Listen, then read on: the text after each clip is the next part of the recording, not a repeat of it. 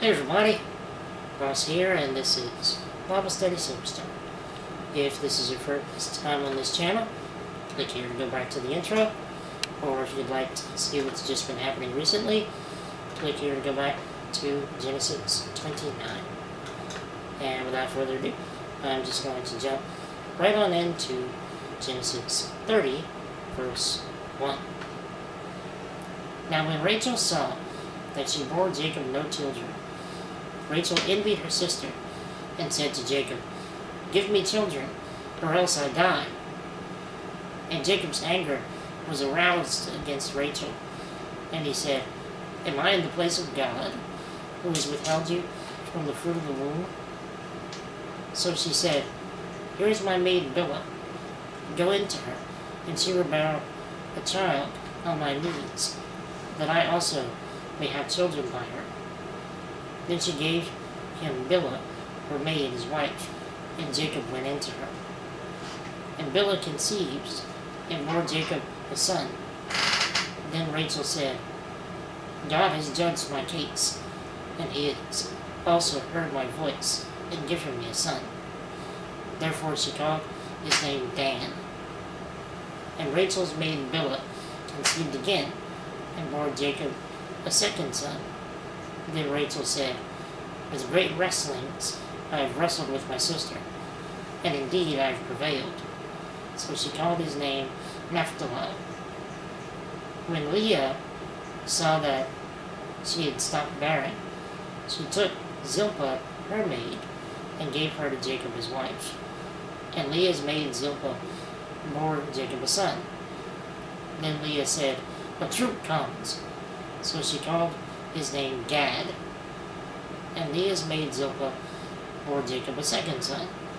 Then Leah said, "I am happy, for the daughters will call me blessed." So she called his name Asher. Now Reuben went in the days of wheat harvest and found mandrakes in the field, and brought them to his mother Leah. Then Rachel said to Leah, "Please give me some of your son's mandrakes." But she said to her, "Is it a small matter that you have taken away my husband? Would you also take away my son's mandrakes?" And Rachel said, "Therefore he will lie with you tonight for your son's mandrakes." When Jacob came out of the field in the evening, Leah went out to meet him and said, "You must come in to me, for I have surely hired you with my son's mandrakes." And he lay with her that night. And God listened to Leah, and she conceived, and bore Jacob a fifth son. Leah said, "God has given me my wages, because I have given my maid to my husband." So she called his name Issachar. Then Leah conceived again, and bore Jacob a sixth son. And Leah said, "God has endowed me with a good endowment. Now my husband will dwell with me, because I have borne him 6 sons." So she called his name Zebulun. Afterwards she bore a daughter, and called her name Dinah. Then God remembered Rachel, and God listened to her, and opened her womb. And she conceived and bore a son, and said, "God has taken away my reproach." So she called his name Joseph, and said, "The Lord shall add to me another son." And it came to pass, when Rachel had borne Joseph, that Jacob said to Laban, "Send me away, that I may go to my own place and to my country. Give me my wives and my children, for whom I have served you, and let me go. For you know my service, which I have done for you." And Laban said to him, "Please stay, if I have found favor in your eyes. For I have learned by experience that the Lord has blessed me for your sake." Then he said, "Name me your wages, and I will give it."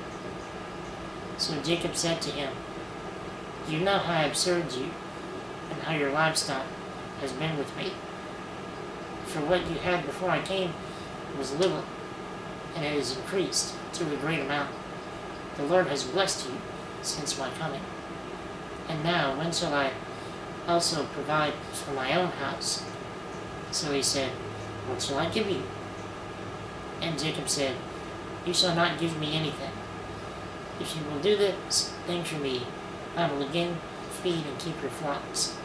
Let me pass through all your flock today, removing from there all the speckled and spotted sheep, and all the brown ones among the lambs, and the spotted and speckled among the goats, and these shall be my wages.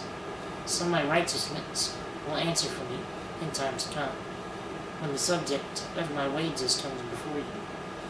Everyone that is not speckled and spotted among the goats, and brown among the lambs, will be considered stolen, if it is with me." And Laban said, "Oh, that it would be according to your word." So he removed that day the male goats that were speckled and spotted, all the female goats that were speckled and spotted, everyone that had some white in it, and all the brown ones among the lambs, and gave them into the hand of his sons. Then he put 3 days' journey between himself and Jacob fed the rest of Laban's flocks. Now Jacob took for himself rods of green poplar, and of the almond and chestnut trees, peeled white strips in them, and exposed the white which was in the rods. And the rods which he had peeled he set before the flocks in the gutters, in the watering troughs where the flocks came to drink, so that they should conceive when they came to drink. So the flocks conceived before the rods, and the flocks brought forth streaked, speckled, and spotted. Then Jacob separated the lambs, and made the flocks face toward the street, and all the brown in the flocks of Laban. But he put his own flocks by themselves, and did not put them with Laban's flock.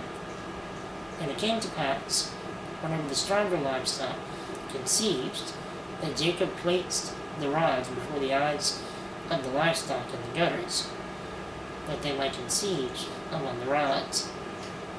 And when the flocks were feeble, he did not put them in. So the feebler were Laban's, and the stronger Jacob's. Thus the man became exceedingly prosperous, and had large flocks, female and male servants, and camels and donkeys. Alright, we begin the chapter with Rachel's jealousy over her sister's fruitfulness, thus beginning the childbearing contest between the two sisters.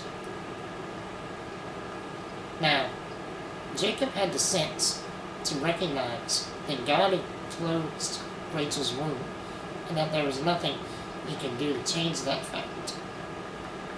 He did not, however, have the sense to recognize that Rachel and Leah were using him as a tool in their selfish rivalry. The two sisters went as far as to force their maids to play a part in the rivalry.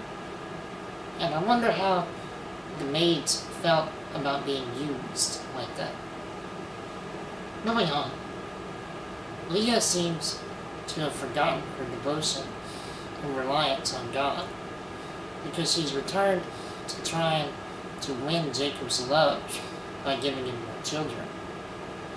I think it's her selfish desire to finally beat her sister at something, anything, that causes her to forget.